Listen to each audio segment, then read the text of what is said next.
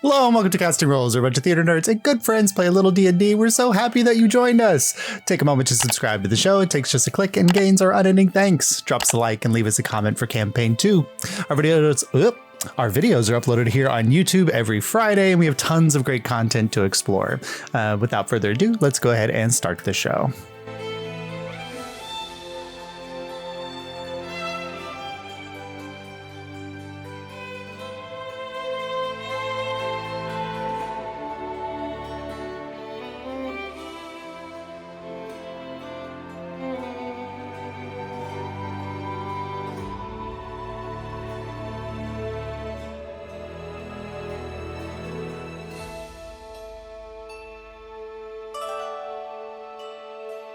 Welcome back, Starstriders.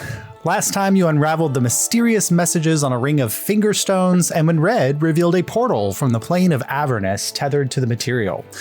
Calling on the aid of Sola Arturian, the Plane Guardian Archon of Conjuration, she told you that the portal is tethered by the presence of someone from the material plane trapped on the other side. Ravik stepped into the ring and heard the voice of this mortal as a young voice called out for aid, but then retreated in fear as they said their captors were returning. Charging in, you all found yourself on the plane of Avernus, the highest rung of Eshkregal, the Nine Hells, where evidence of a recent colossal battle rested in the valley below you. Heading into a nearby cave, you discovered a teenage dwarf held behind bars, only to be attacked by a Cambion contracted to protect the cave from invaders. A brief battle ensued, and after making a new enemy, who plane shifted away, you all freed the dwarf, named Jothias Stone, who claimed his father had trapped him there. But we're going to do a little bit of movie magic and travel back a few days to where Lucky was finally visited by the space between the stars in his dreams. So Lucky, after not feeling the presence of the space between the stars watching you as you had grown accustomed to, the night before you all left on your side quest mission journeys, you feel that familiar feeling of like the camera turning back onto you, find yourself in that dark space of with stars illuminating all the areas except for where you are. And what he said to you when he arrived was, I have some information, but I need to tell it to you to know whether or not you should be worried. So we'll pick up right there.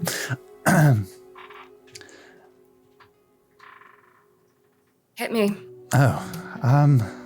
Well, you asked me to look into the Eidolons, and I'm unfortunately unable to report much about them, which tells me something quite interesting. Typically, only someone with godlike powers can hide their followers from other gods. If it was easy to scry on anyone, then what would be the point of the ability to protect yourself from scrying? But what I can say is that when I looked to where these Eidolons had left information in their wake, it was kind of like probably when you look at me, seeing all of the light and the evidence around them, but their actions a blur or a dark cutout in space and time.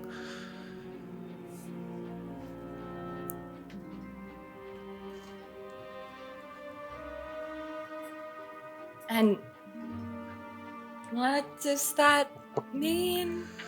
Well, it's interesting because as far as it is clear, Illyria has no gods. But I think as we're discovering with me, the nature of what a god is not inherently designed. You've put enough attention and focus into me that I have been able to find a voice, something that I did not have as an observer for as many eons as I can recall. Someone is pouring a lot of energy into an entity or multiple entities enough to grant them the ability to block my vision. Does that mean that they've created new gods? No, because the echo of the divine does not echo in Illyria. Are they close? Perhaps. What entities that still exist in your realm that would be hidden away from my gaze might be called on by such people? I think Lucky would have to roll like some check for this. Yeah, I will give you. I don't know if Lucky can make the connection that Jace is immediately like. Yeah, I will give you. I will give you an advantage on a religion check only because, like, there's been a little hints of it in some of the excursions that you all have been on in the journey. Okay. Could it be a religion check instead of history check? You would prefer a history check? No, I would say I'm asking for religion instead of it. Yes, I gave you religion. That's great. Yeah. I said history, and that's what I heard because I like to hear myself before I hear anything else. Okay. This is the wrong character, and that's just not lucky. That's just not lucky at all. It's a 16. Okay. Yeah, I think, 16 is probably good enough based on, especially when you all were in the observatory and you ended up in all the different planes of existence, and the information that Bonnie was bringing back and that Kieran and Ravik were bringing back from the plane of earth and the plane of water, that it is probably not a stretch for Lucky to imagine that the only entities that still exist that have any kind of connection to the divine are the Empyreans, who are not going to, they're not worshiping these dragons and turning them into divine entities, right? Some of the high-ranking, the Anakim, the giants, potentially, but they're so isolated. And just the amount of evidence that you saw that it would have to be the only other potentially divine entities would be the primals.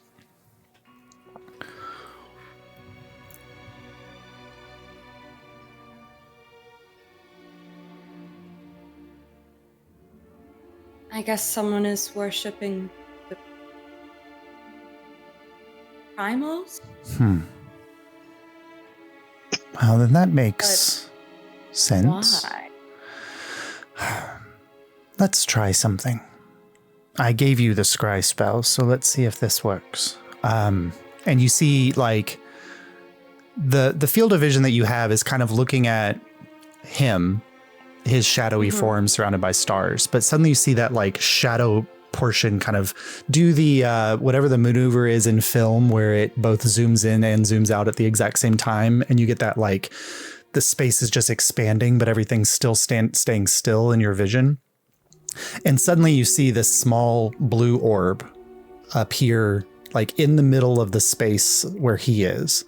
And there's a bright star off in one direction, closer than all the other ones. But this orb is kind of rotating there, and it doesn't take you long to realize that, like, that is the planet that you live on. This is what he's seeing from his distant space.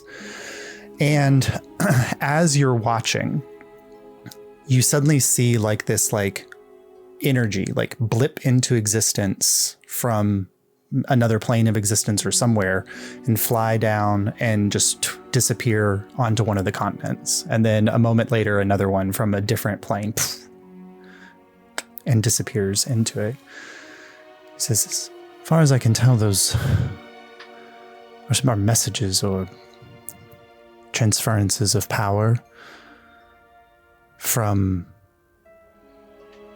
planes close to yours, not far, not divine planes.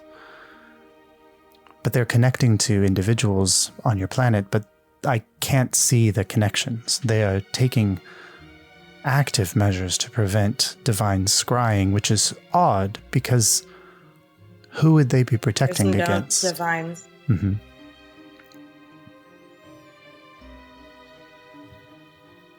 So,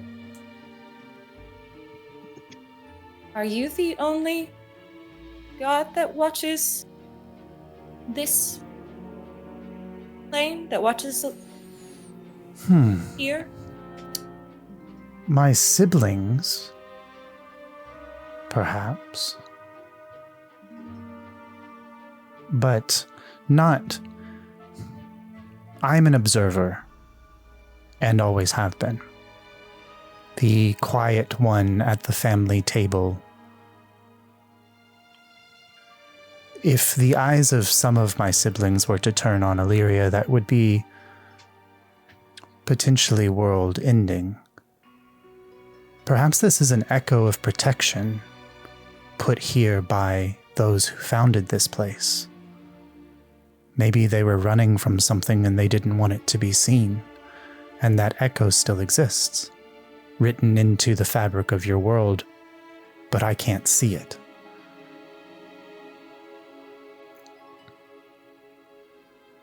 What do you make of this? And I will show him the divine object that I created, the ring. Yeah. You show it to him, and the moment it appears, he looks at it. He says, huh. You taught me something new about divinity just now. Am I supposed to have a domain? Do you want a domain? I don't know what it would be. But I don't think I can make that decision. What you carry with you is an empty seat at a recently expanded table. And all of the seats are empty, but this one is new.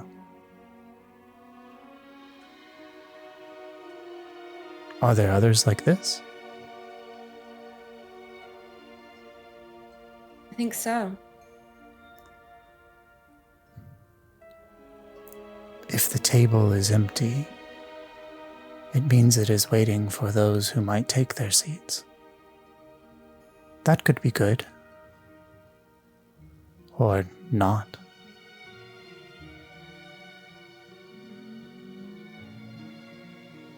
So what if someone fills up the table before the prime get a chance to?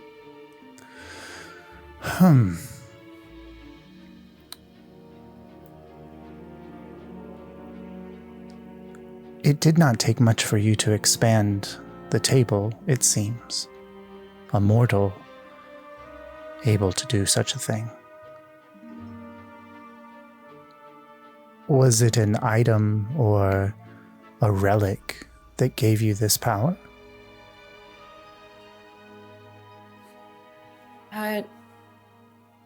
Sort of. And I'll explain the Yeah. the whole getting it and then how it was made and all that. If you can find these and understand their meaning, you may not be the only ones. Your world is quite interesting. There are countless worlds that exist, and they all have entities that guard and protect them. Yours is the only one that I've seen where the entities embraced only order and banished chaos to other planes of existence, where the constant play back and forth between those two entities could be balanced in the material plane. There are many worlds where the divine who sit at the table are both those of order and chaos, good and evil. There is much space for a war between those two ideals to play here, where it may not be able to in other places or other worlds. There is an entire half of the table that has not been explored or expanded. If what you say about these entities is true, I think that they might seek to open the divine chaos in your world.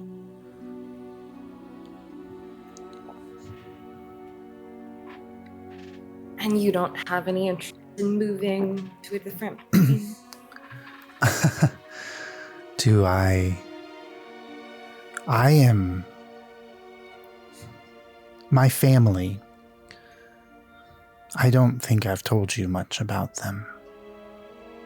To talk about them much draws attention. If you can imagine, your world is an aquarium with watchers who can look in to see what is happening there. Those of the aquarium can exist. Those in the aquarium can fill its spaces. My family breathes air. All of the space around the aquarium is us. I don't think that I could house myself in Illyria, because I am something far beyond it.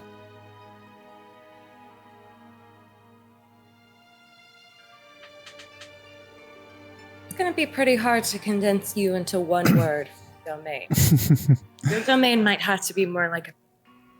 Well, I'm the only one of my siblings that does not have a name. I am defined by the things that I am not. Well, do you want a name? You get that, like, the orb of Illyria kind of vanishes from your view, and you get that, like, sense of everything kind of contracting back to where it's just the two of you in the space having a conversation. And he just asks this question. I think you are short of time before you awake. Would giving me a name bind me to something smaller than that I am?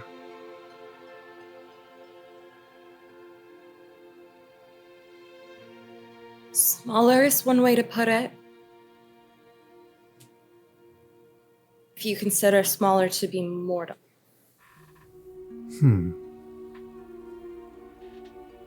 I do not know. My sister has a name. Then why not you? Well, her name is quite a big idea. She is the silence. It's not... To be honest, that was not the kind of name I was going for. I was thinking about something that, like, you know, you call me Lucky, I call you... I guess I could call her... I don't know if I should say her name. But imagine I did say that in casual conversation. I think that would be a little awkward, but it's up to you. I will let you think on a name that you think is worthy. You gave me a voice. Why not a name?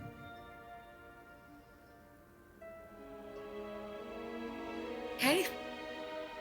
No pressure? I do not feel pressure. I meant... Never mind. You cannot see a smile or feel warmth from him, but you get the sense that he... I know it's there. Yeah. I know it's there. You don't have to tell me. He says, I will not turn my gaze from you, but I will try to keep a wider view on what is happening in your world at whole. If I pull back enough, you're always in frame. Thank you. Good luck.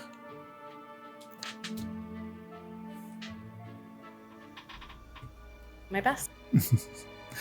All right. And then Lucky awoke and the day continued until we Lucky dissociated for I don't know, 48 hours. 48 hours, yeah. I don't blame you. Yeah. It's almost like Lucky wasn't even there. Yeah. Mentally on another plane, physically, it's like the camera was off. Yep. But as you all reach the portal exiting out of Avernus, that internal clock, Kieran, that has been kind of ticking inside of you as you get to the portal, you just suddenly you feel a change that like something about you is now like a virus that had invaded a body, and now the immune system is aware of your presence. And you get the sense that there are at least 9 pairs of eyes that suddenly turn to you. This is not Lucky, the same feeling of a god like the silence between the stars, or the space between the stars looking at you, but something of its essence. There are 9 lords of the hells, and you know they are all aware of your presence. But you are at the portal, free to go through before anything can come from their knowledge that their realm has been invaded. Get through and shut the door. Get through and shut the door. Get through and shut the door. You all pass through, bringing with you Jothias Stone. And the moment he comes through, you just hear this like ripping sound behind you as like the portal like implodes as his tether reconnects to the material plane and leaves behind Avernus, and the portal zips closed behind you, and you just hear Sola Arturian go, "Oh, I didn't have to do anything." And she is still sitting in her armchair drinking wine, but she had maintained the open portal for you while she was there. And she kind of stands, the armchair and the wine glass vanish into space behind her as the 6 of you find yourself on the ground in the center of that ring of stones. Ravik is probably wearing the glasses. The finger stones that are in the material plane are still present, but the other stones have vanished from view. They're no longer present in the space. And Jothias, for the first time in you don't know how long, takes a deep breath of Highwall's air, and then kind of looks to the sky that is not burning and choked with smoke. Thank you. I don't know how to repay the debt of somebody who freed me from the bonds of such a place.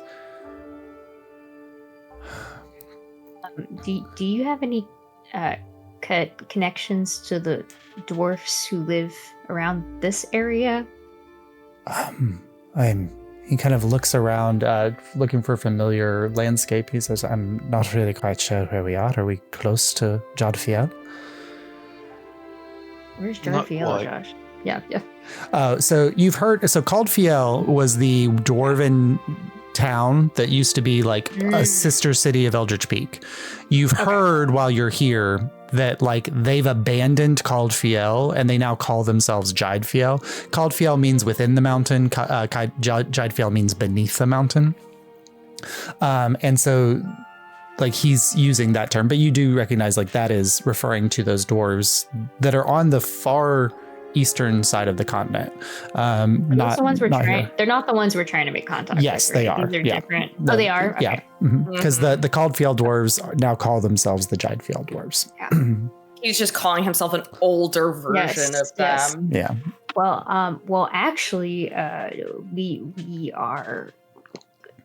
seek to meet up with them anyway. So, maybe you could be our introduction.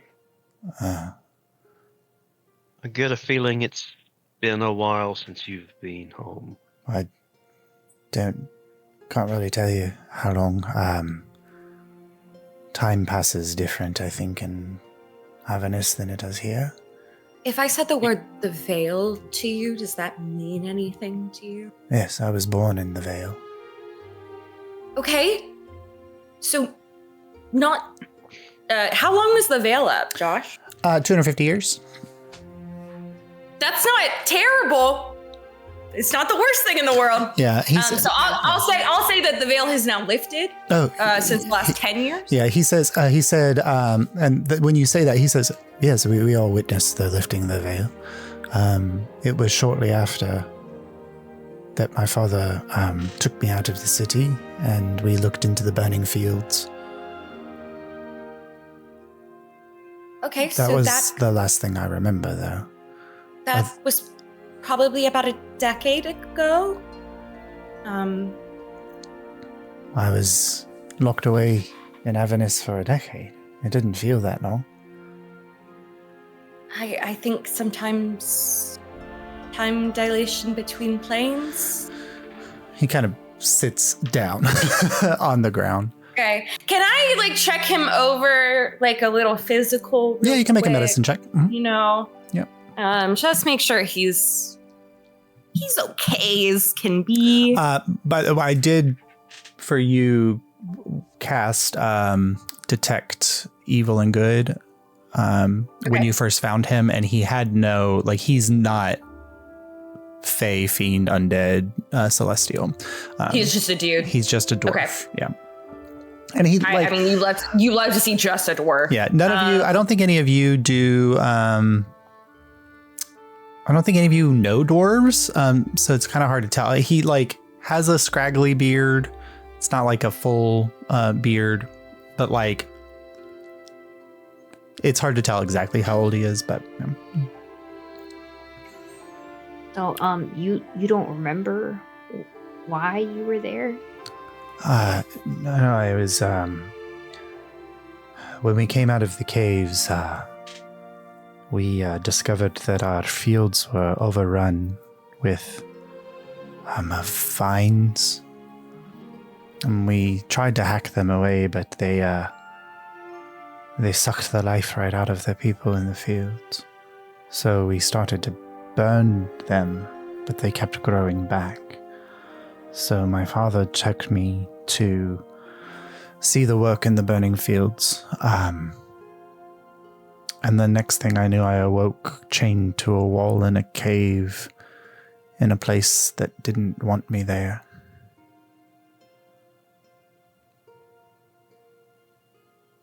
Huh. Sounds like someone was sacrificed to make the lines go away.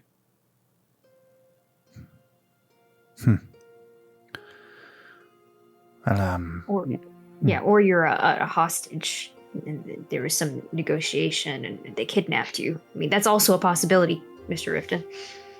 Absolutely.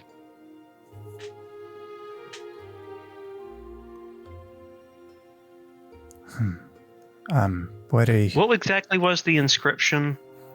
So the one that Lucky was able to help you decipher was, when the true lords walk free, faith can return here. But the reverse inscription, the one that Sola Arturian told you was probably a trap laid for other wizards, was the maker gods are dead, all else is permitted.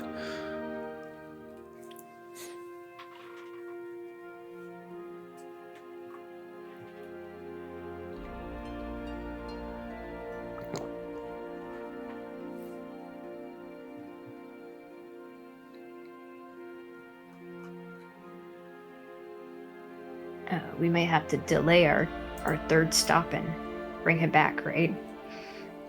Sola says, well, I'm happy to return him to the encampment, unless you would all like to travel together with him. I like what would he like? Yeah. He looks up and he is immediately trusting of all of you just because you rescued him, but also is very, was locked away, kidnapped, trapped, whatever, and is unsure. He would go with you because he trusts you. He would probably do what you asked him to because he trusts you in this moment. But like, he's probably always looking for the other shoe to drop in any of this situation right now.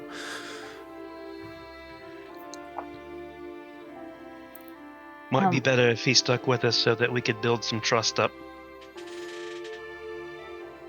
That should serve us well when we meet the actual rest of the dwarves. And you can see what the continent looks like right now. That might be nice, right? I don't mind traveling on foot. But we have a cart. Oh. Is it like one of the gnome carts? Bonnie, tell him about the cart. Yeah, Bonnie's going to point out. Hold on. What's the gnome cart? Do you have a house on wheels? Yes. Small house on wheels. Do the gnomes have, like, buildings on wheels?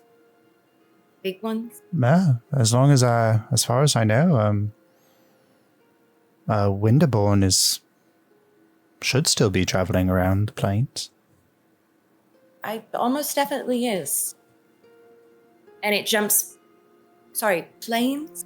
Oh, sorry, the Reed of Shifting Sands? No, the Reed of Shifting Plains?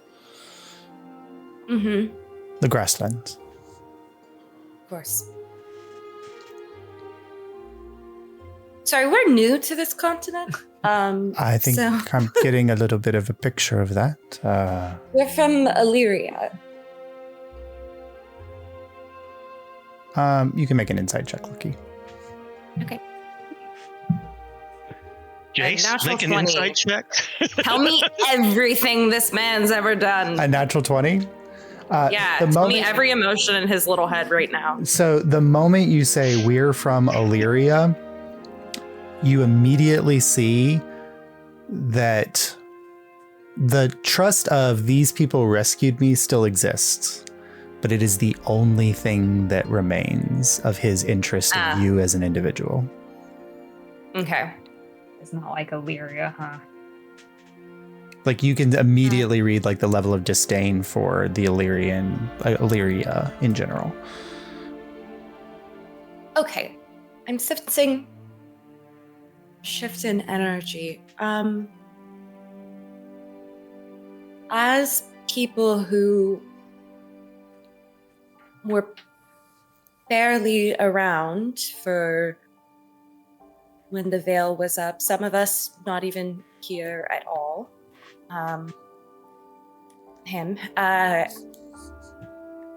Is it... I know that Jothiel has a lot of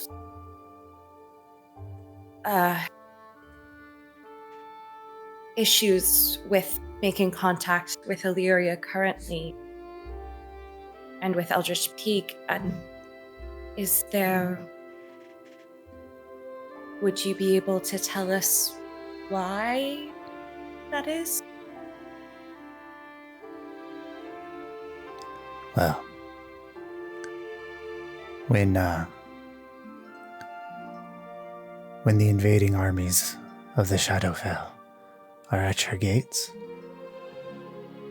and all of those with power and money find a way to teleport off to their sister city and leave the working men behind in the mines to die at the hands of beasts that would feed on our very essence. You'll find it very hard to find many in Jothiel that will give two shits about those that shit in toilets on the upper mountain.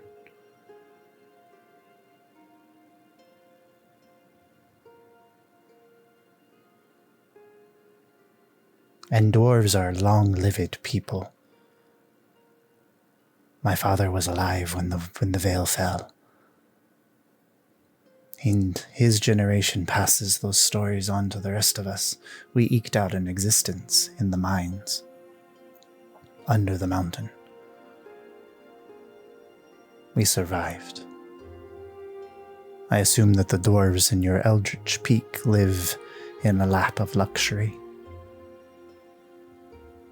I honestly don't know. I've never been there, but I would assume we had it far back. Well, when you take all of the great resources and value with you when you go, I'm sure you can build something quite magnificent. So no, we don't much give a care for those in Illyria who survived, I assume, the Veil with your protection from the gods at the houses of your seats.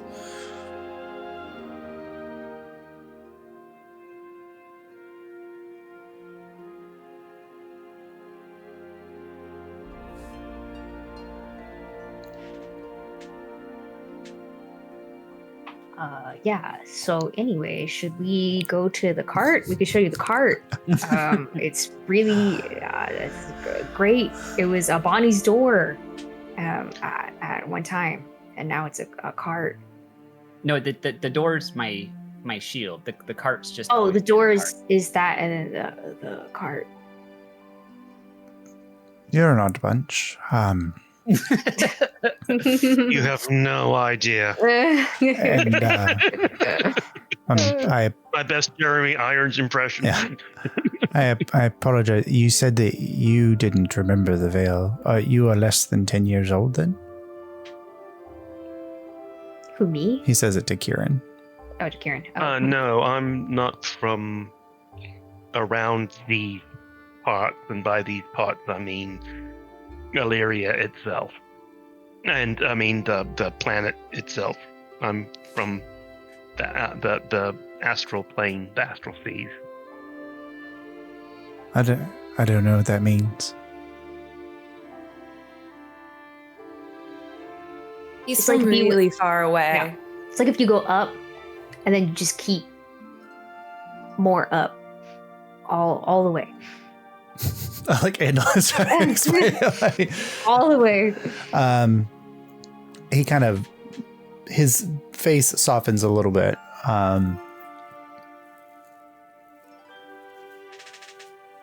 Sorry. I realize it's probably not a good idea to hold the sins of the father against the children. All of you look young enough that you were not the ones who cursed us. It's understandable. What our expedition leaders were hoping to do was to forge new connections or reignite old, but we were not sure of what happened. Well, I can guarantee you at least a seat at a table. My father is, if he's still alive, is a powerful member of the leadership of Jothias.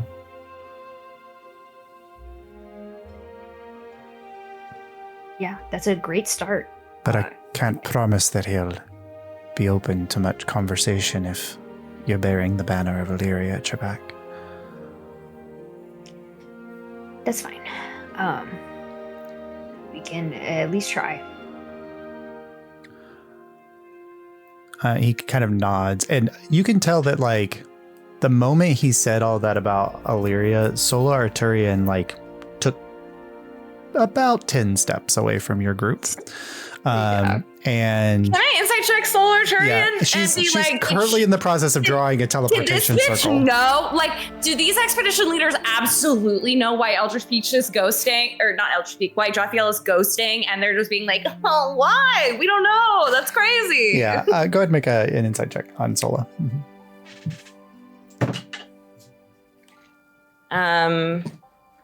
That is a natural 19, so that's going to come out to 28. Wow. Incredible. Sola has an incredibly high ability to hide what, Not for me. but Not for me, though. but if she had only rolled one higher, she would have beat you, but she did not.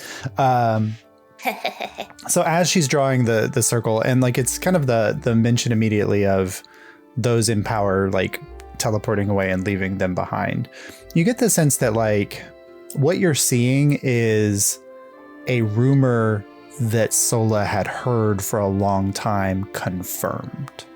Mm-hmm. Sure. Right. Okay. Because the story that they told was like, oh my God, we tried so hard. Okay. Yeah. Yeah.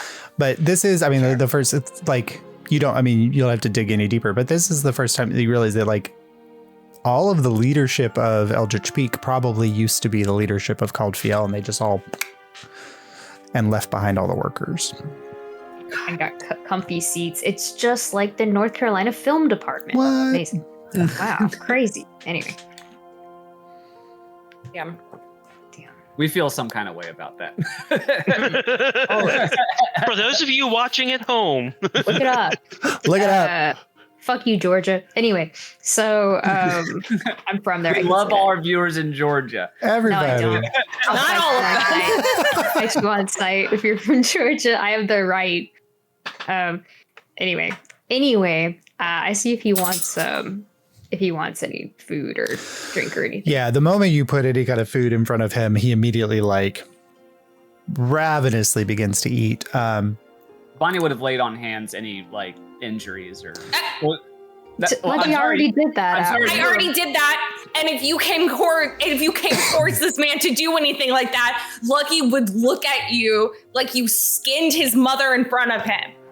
Lucky was like staring vacantly into space. No, James described that this session, Atwood. Yeah. You were staring into space. I said that like 10 minutes ago. Yeah. So Lucky has already taken care of him. But Lucky, probably in that medicine check that you did, you really like ultimately he looks very hale and hearty. In the sense of like somebody who hasn't been fed a proper diet for a long time, but not like a starvation diet. Right. And has been chained to a wall. But he's like fine, relatively. Yeah, his health is fine. He definitely probably has been eating very little though. So this is like the first time he's taking in a lot of calories. Again, none of you are very familiar with like dwarven physiology. You could imagine that at his age, he would be a little bulkier, a little more muscular, but he's kind of wasted a little bit. But ultimately, his health seemed fine. Bonnie would cook him up some like dwarven fare because she had like a couple foster kids, like dwarven foster. You would have, yeah. So he eats his fill, and like you see kind of color returning to him that wasn't before. You see like some elements of that, and Lucky, it's like you're almost like it's watching the effects of some kind of magical, not stasis spell, but some kind of spell that's maintained his health and energy just like slowly kind of fading away. Like maybe he wasn't fed in the last 10 years, but something kept him alive. Right, Yeah. But something was keeping him alive. Yeah. Weird. Okay. Yeah, and like in a D&D environment, he was in Avernus, where the whole thing is you keep people alive through torture, right? But you all don't know anything about that in the D&D space because like nobody knows what the Nine Hells are like because they were just dreamed into existence around the same time that the Veil hit the Earth, or hit Illyria. So.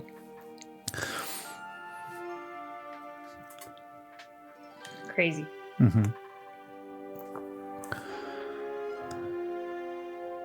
Right. He's eating and at some point kind of like drinking a lot of water.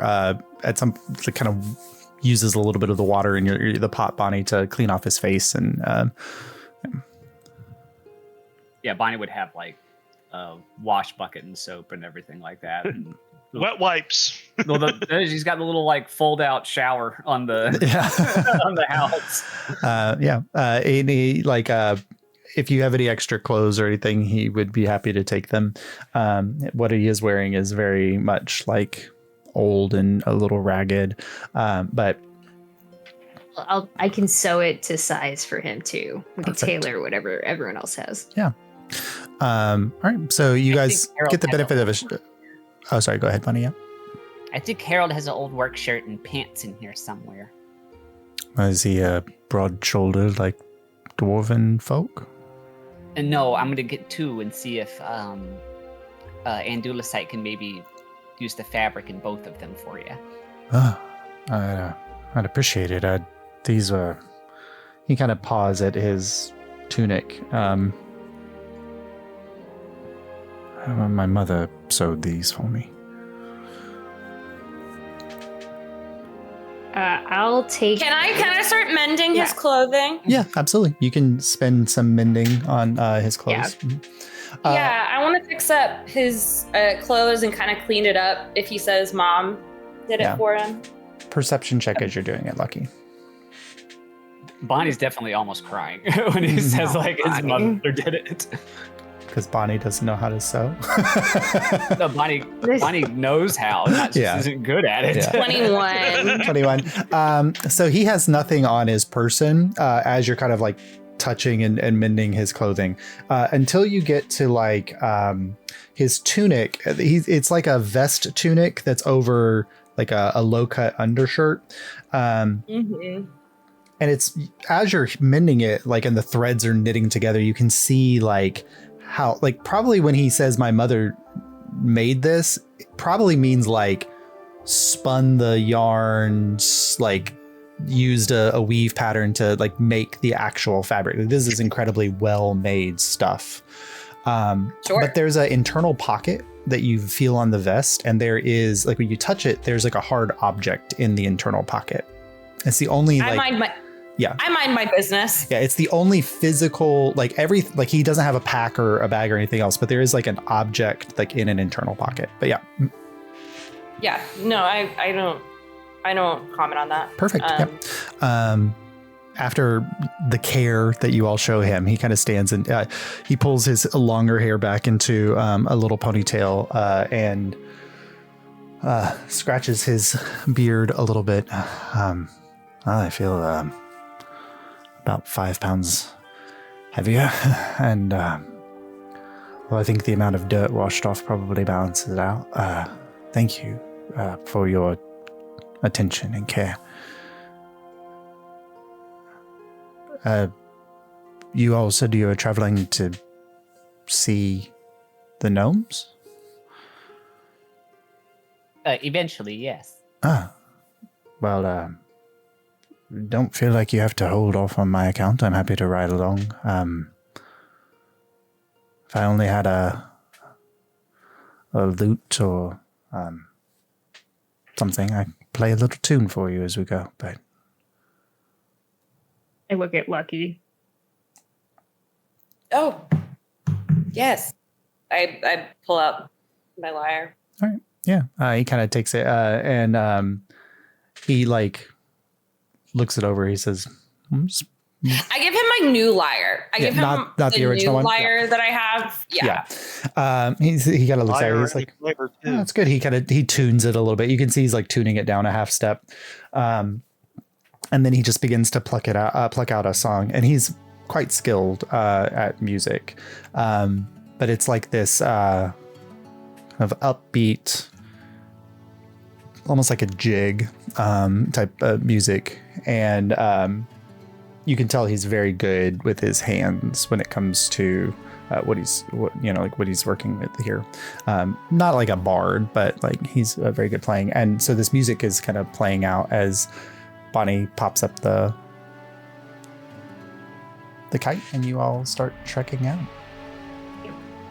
Well, Harold gave me one of those when we first got together, and the darndest thing, after a little bit of me playing it and singing him songs, he traded it out for a clarinet, and I just was never that great at it. Could never figure out why he insisted on the clarinet over the lyre. What a mystery. As he plays, he says, "What did you sing while you were playing, or did you just pluck on the strings?" I don't think I put a hand on him so he doesn't say anything. He keeps playing, and The only one of you that is from the Veltland is Bonnie. Bonnie, I'll let you roll a history check while he plays the song. Ooh. Do you know this tune, ma'am? Bonnie can name this tune in That's 3 an 11. notes. In 17 notes. Yeah. So yeah, it has a vague familiarity, almost like in the way that Appalachian folk music bears a vague familiarity to Irish folk music, right?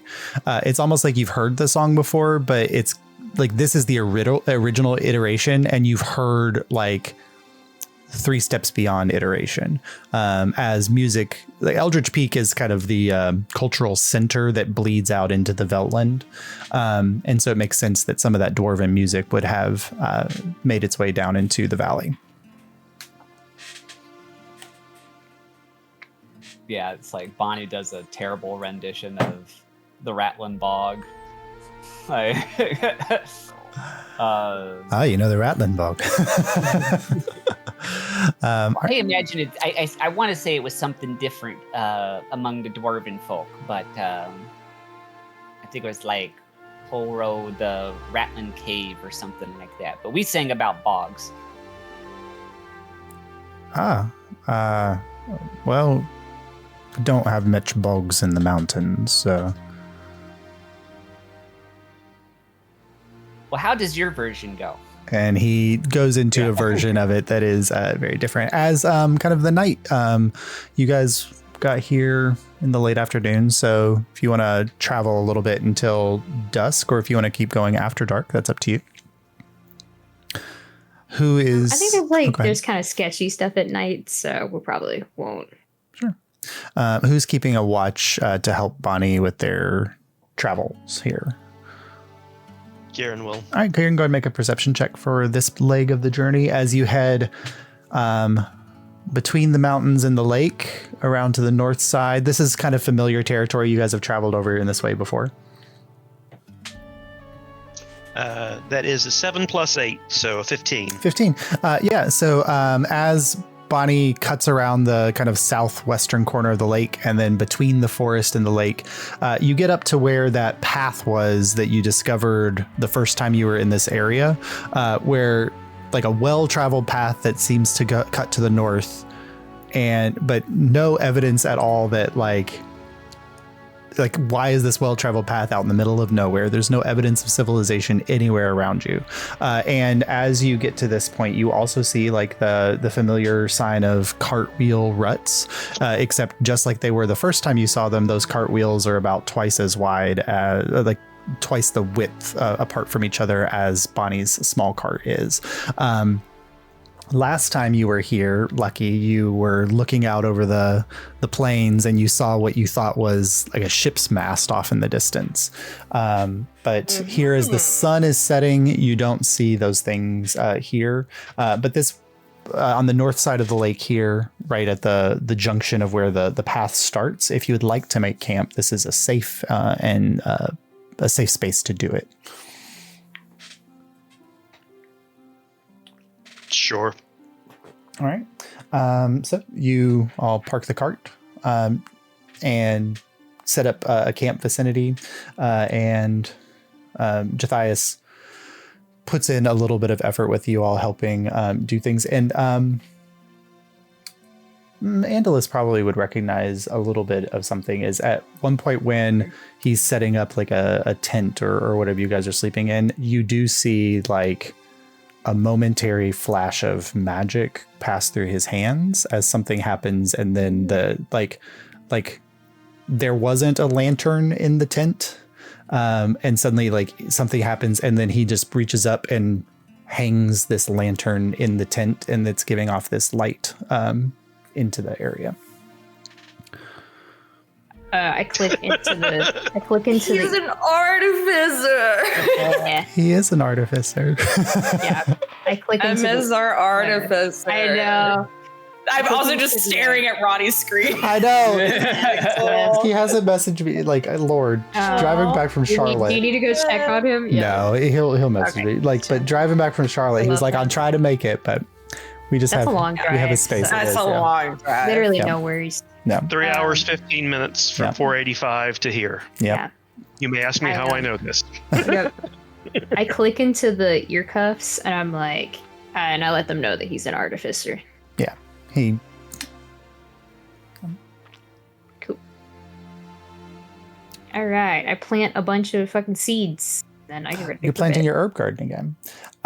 While you are planting, you feel a tap on your back. I turn. You somehow missed the entire part where Enigma climbed onto your back. But then when he actively was trying to get your attention, then you knew he was there. But he rolled a natural 20 on his stealth check. And I think the only thing inappropriate there is that he climbed on Angelus without Angelus knowing that he was doing it. Yeah. And he just kind of taps you on the back. And then you just see him kind of holding on to your shoulder as you're hunched over planting the seeds. Yeah. Oh, sorry. I was distracted. Can I help you? Yeah, you absolutely can help me. Okay. With a what? What are you doing? I am planting. You know what that is, right? Herbs? Seed. Yeah. Yes. And then I can harvest them the next day and then make potions with them.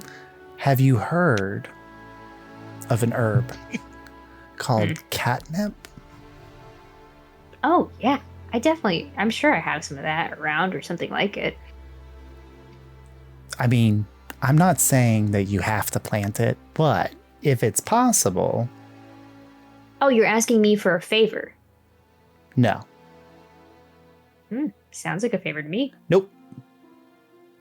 So maybe you should come back when you're asking for a favor. What? No, because I know your whole thing. I know your deal. I see the way. I see the way that your magic goes back and forth between people. Well, I know your deal too, and you have a lot of powers and helpful things, so I would like you in my debt if possible.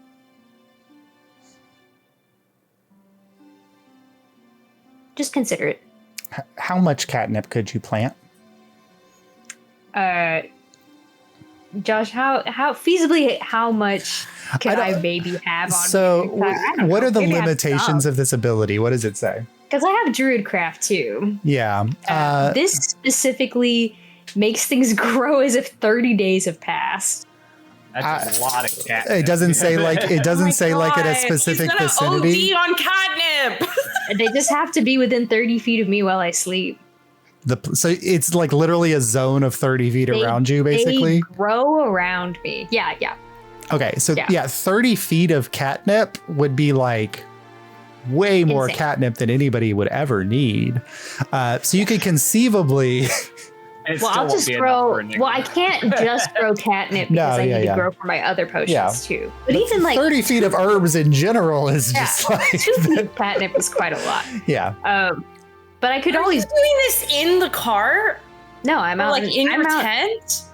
I don't use a tent. I've never used a tent. Okay. On the record, I do like never used a tent. Doesn't wear shoes, doesn't need a tent. No. Yeah, so I'll plant a decent. Well, okay. I quote him that I could plant about 2 feet's worth of catnip. He kind of gets off of your shoulder and then he stretches out as much as he can and lays down. Is this 2 feet? No, it's more than that. I'm pretty big. Okay, maybe it's.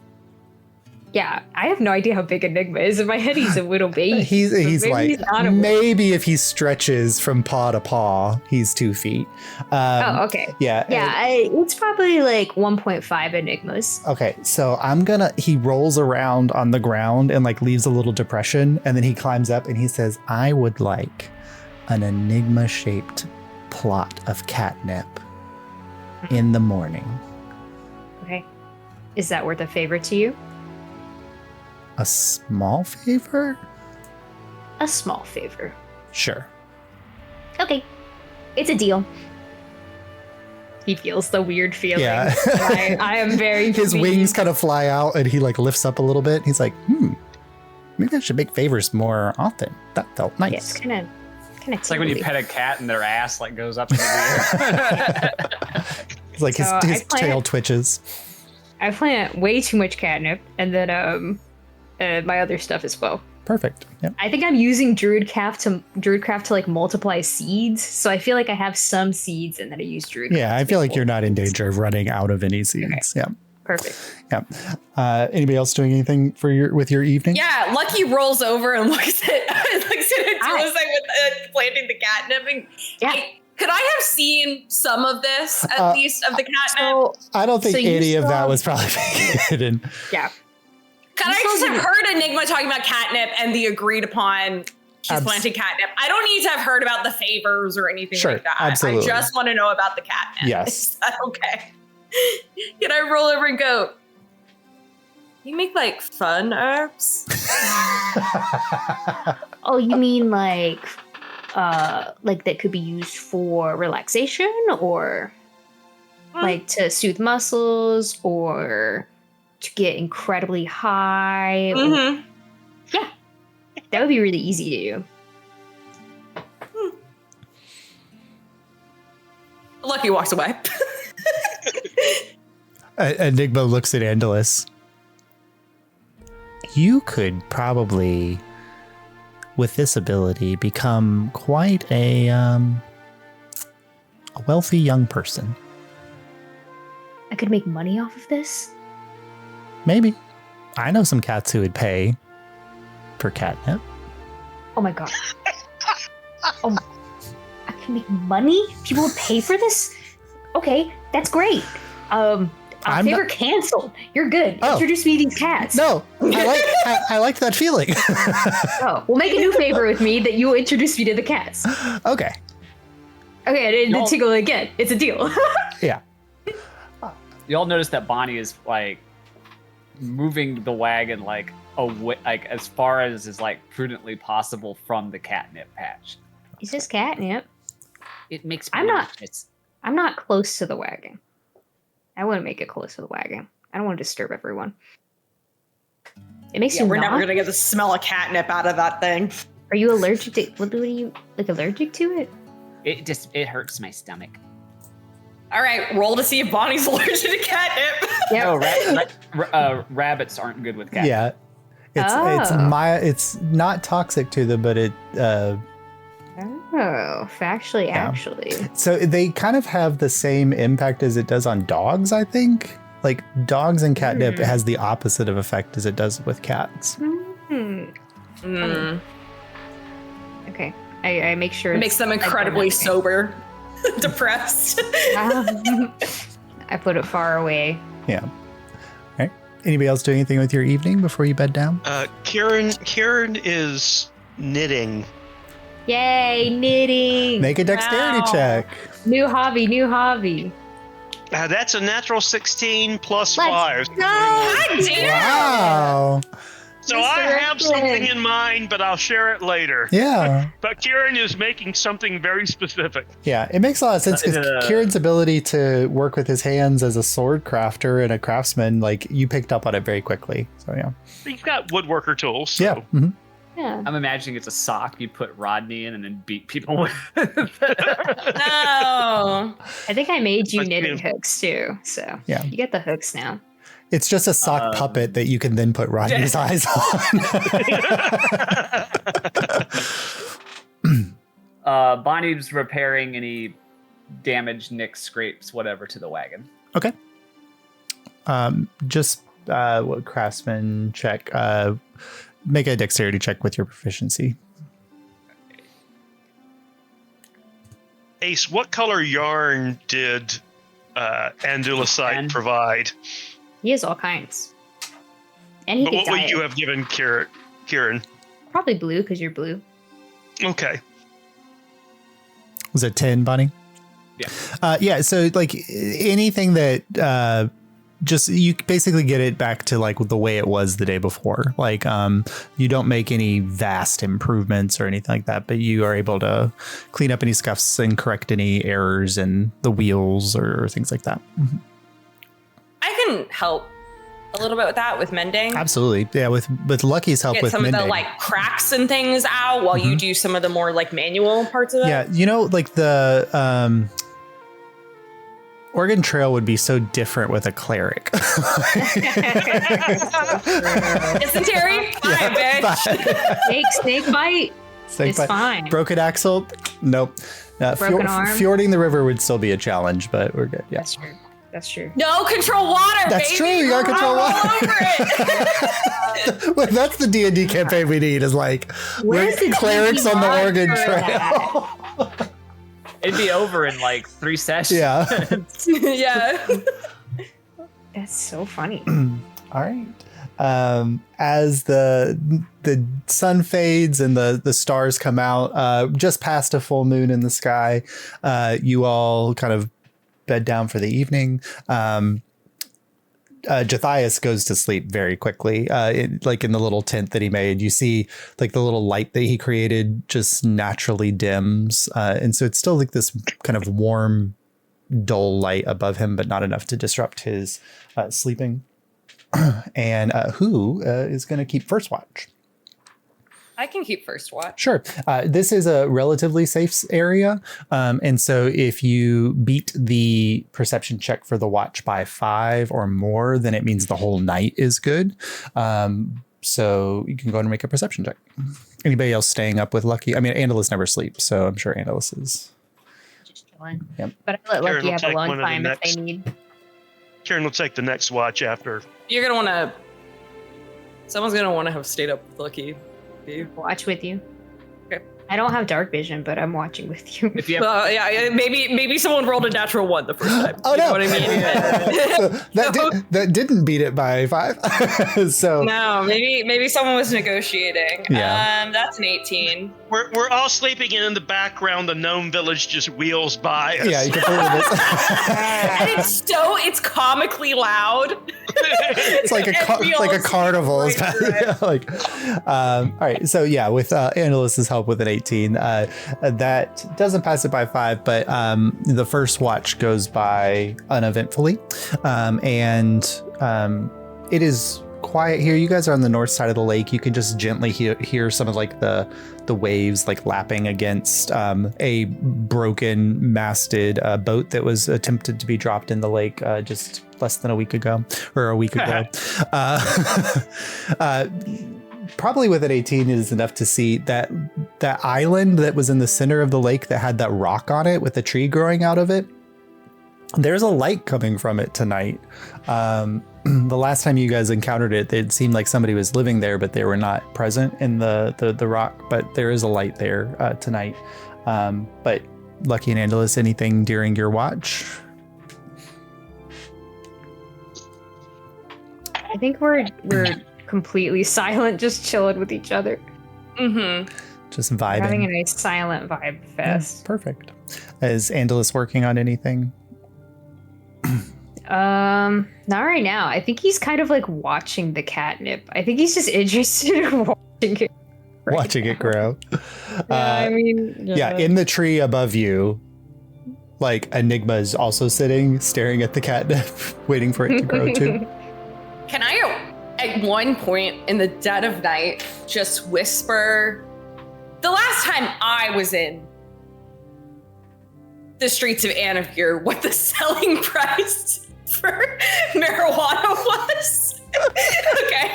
Yeah, absolutely. how much? I gotta go back. For like a gram. What? Think of how much you could make. Mm-hmm. I need to make a lot. I really honest with you. I need to make a lot of money. So, Yeah, you do talk about it a lot. So, well, just with you all. I mean, I don't want to. I mean, no, I understand. I get it. But it wouldn't hurt. right? You could start offering around. I mean, the places we visit. Who knows what they have access to? Okay. I'll think about it. From up in the tree, he says, also, Remy stinks of it. Interesting. Okay. Thank you both for helping me with this new endeavor. Andalus opens a dispensary in the exposition Maybe I become a business person. I think you're gonna grow your own business, dude. What is the strain? Corinne was right. What is the strain It's going gonna to be called like it has to be called like. Oh wait, it's called Dot Pot. Thank you. You're welcome. You're welcome. There you go. We got it, everybody. Dot Got it one. All right. Incredible. So Lucky, after your watch-ins, you bed down and awake Kieran. Kieran, go ahead and make a perception check for your watch time. Andalus, at some point you do have to like go in standby mode, but I think you only have to go for 4 hours. So you can help Kieran in this watch if you'd like. Yeah, I'll do it at 25. 25, yeah. That does bypass the threshold. And so carefully kind of surveying the area, Kieran, you don't notice any dangers or things. You get the sense that like, because this is a well enough traveled location, obvious from the cart tracks and things, that it's just not often like wild animals and things aren't making this an area. At some point, the light in the rock in the lake goes out, and you wake up Bonnie for last watch. And Bonnie, as Kieran kind of beds down for his second half of sleep, and you're there. Andalus also kind of goes into standby mode for a little bit. And Bonnie wakes up and is like, why does it smell like my son's bedroom? I haven't planted any weed. I did not plant any weed. Is your son smoking catnip? What the fuck? And Josh, Kieran only needs 4 hours of sleep because he's got something called meditation. oh, that's right. Yeah. Oh, cool. So he'll stay up with Andalusite. Perfect. Well, I have to nappy nap, but yeah. Or rather stay up with Bonnie. With Bonnie, perfect. Yep. Yeah. So as Kieran and Bonnie, as you kind of are looking into the final watch of the evening, the kind of purplish glow on the horizon, hearkening to the sun eventually coming up. At some point, Bonnie is a paladin, not of any kind of divinity, so doesn't really have like a connection to a god in any way. But you get this like tinge of the divine, like that same feeling of when you crafted your divine arm and you felt the sense of like you were opening up a domain that didn't exist before. You just kind of feel that energy. What does Bonnie do in reaction to that feeling? Immediately look for it. Okay. Like, so she I feel like she would interpret this feeling as like in two ways. One is like she would recognize it for what it is, but also like immediately think that it's her. She's on watch. It's her job to look out for everybody. If something is different, she needs to see what it is. Yeah, absolutely. So Kieran, you don't notice anything, but Bonnie suddenly stands up. And Bonnie, you start walking off in the direction, kind of trying to find it. Like the campfire at the center of camp is providing a circle of light, and you're kind of walking off to the edge in the direction of where the sun is rising.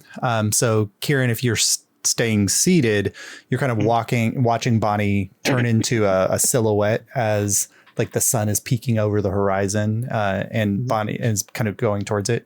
I would tell Kieran that I sense something over here. Yeah, and this is you're walking towards this is a little bit towards the lake, so you're kind of walking towards that cliffside, very near where you guys dropped the boat previously, but as you walk out of the circle of flame light, and you're kind of in the darkness of the field going up towards the cliff, you get this the kind of that pulse of energy again, and then the sun kind of creaks above the horizon enough that there's just like a beam of sunlight that is just peeking over and splashing into this valley, just hitting like, you can see it hitting the tops of the mountains, and slowly that light is coming down the mountains and is about to hit into the valley. But you're high enough up on this plateau, like not plateau, this cliffside over the lake, that it's high enough that it's hitting Bonnie's eyes.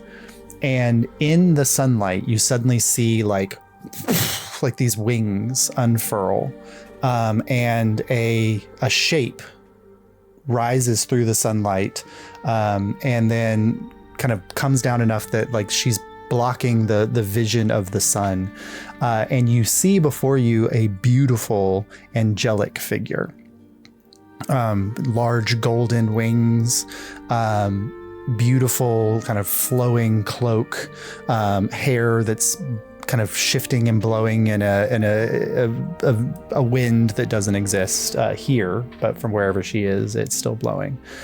And she kind of descends, and she looks in your direction. Huh.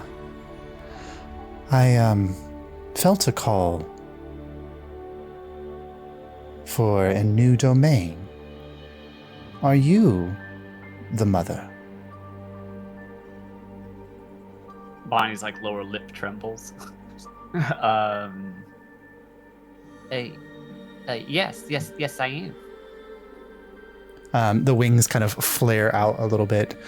We of the celestial courts have looked long and hard for those who bear the light of something new.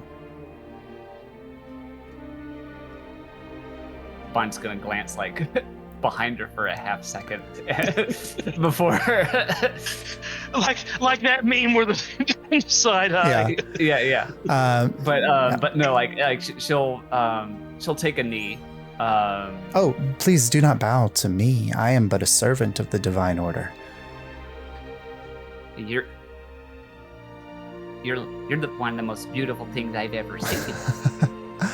Well, I appreciate it. As a missive of a new order, of a new kindness, may I present you with a gift? Bonnie will nod and be like, okay. Of course. She kind of flashes her hand, and this a flower, a marigold flower on a short stalk pops into being in her hand, and she lowers it to you. And it's only when she, like, her hand gets close enough to you that you realize that this individual, like, floating in the sky without any frame of reference, it's hard to tell. It's probably fully 14 feet tall, maybe 12 feet tall. Her hand kind of comes down and she hands you this flower. And then she kind of rings back a little bit, the light glinting off of her wings. And she says, well, the celestial chorus is breathing and alive, thanks to the work that you have done. We'll keep an eye on the great works ahead for you, Mother. Bonnie will just kind of like nod. She's got like tears coming down her face. And suddenly, like, the full sun appears behind her. She kind of becomes a silhouette, and then suddenly is gone. Marigold still in my hand? Yes. Okay, I am immediately going to try to graft it into my staff of flowers. Okay, easy enough. So that it'll always like kind of be blooming on it. It immediately takes root into the staff of flowers, and you can kind of see like it binds in and connects, and it's just sitting there, and it's a beautiful kind of orange marigold with a little bit of a yellow at its core or center. And are there any like flat stones around? Yeah, on the side of the lake, absolutely. Okay. I'm gonna take out some chisels, and I'm going to like roughly mark this spot, and just be like, "Here, a servant of the mother prayed." And the moment as you do that, like, Bonnie has not for a long time considered the divine house that she may be part of. And maybe she once was part of a divine house that no longer exists. And this is something new. And you can feel that, like, the domain that you created when you took on this divine arm slightly has grown or expanded. It is, it has more weight and more mass now. It has enough mass that Bonnie's oath can actually be bound to it now. Yeah, that's pretty cool. All right, yeah. I'll get up with you about the oath, but because she has a paladin oath already. But I think it just would probably just modify, because I think the oath of guardianship and the oath of protection that you have is easily transferable to an oath of motherhood and parenthood. Yeah. Mm-hmm. But yeah, so okay, we'll Bonnie will recite this oath at a future point. Yeah, but we'll work on what it is a bit later. Bonnie eventually returns to camp, but Karen, what you saw was Bonnie walk off towards the lake, stand as the sun was rising, and then get down and scrawl something in the dirt. So Bonnie, you return to camp? Yep, yes I do. Mm-hmm. And Kieran's the only one awake. Oh yeah, a divine embodiment of the celestial being of the mother appeared before me, and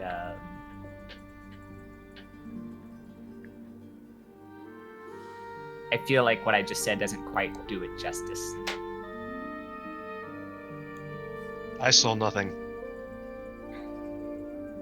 But it probably wasn't for me. Okay. Well, let me just tell you, it was something. I have no doubt. Would you like some breakfast? Absolutely. Yeah, so Bonnie's gonna make breakfast for Kieran and then also everybody else. Sure. So that they can wake up to it. Yeah. As the sun fully crests over the horizon and the day dawns, the rest of you awaken, and Jothias, kind of the last of the five of you to the six of you to wake up, and the smell of fresh breakfast before you, and a full day ahead. Whoop! Something happened to the window. Ronnie disappeared. Yeah. Yay. Ronnie appeared. Oh, Ronnie disappeared. Oh, his computer must have died. His computer must have died. Oh no. Yeah. I harvest a shit ton of catnip. No, wait, I don't harvest it because he wants to roll on it. Right? Yeah, the moment you, like, Enigma wakes up, he goes and dives into the catnip and begins rolling around. Scrooge McDuck swims in it. Yeah. I lived on a boat one summer, and that we boarded up in a canal, and the place we had, the woman had an herb garden, and she had a crap ton of catnip, but didn't know that it was catnip. And she kept getting upset because all the neighborhood cats kept coming around, and she didn't understand why the cats clustered in her yard. None of us told her. There were some very happy, chill cats. Oh, yeah. Yeah, I don't know. They just do that. Yeah. But as your day kicks off, Lucky, you stand up, or kind of after you're eating breakfast, whatever, and you're looking out across the northern plains where you traveled before, and you catch sight off in the distance, probably 2 miles maybe. You guys are up on a little ridge that looks down into the valley. You see, you don't see a mast with sails. You see like a 3-story tall inn. It looks like a ramshackle, like those old it's like a Howl's Moving Castle inn. Like parts of it are larger or smaller than they should be on top of other parts. But it is just sitting out in the valley, where last night when you guys arrived, there was nothing there. And that's where we'll pick up next week. Oh my god. Yeah. Amazing. Yay. Oh, Jothias. Jothias, that's our buddy. That's our teen dude. Yeah. He's your teenager. Yeah, exactly. Teen angst, dwarven scale. I don't want to learn how to mine. They Dad. I want to grow better flowers. outlet for that, I would think. They just hand you an axe and are like, go work it out. Yeah, figure it out. Mallets, blunt force damage. Well, what's the Yeah, I don't like Art Deco, Dad. I like Art Nouveau.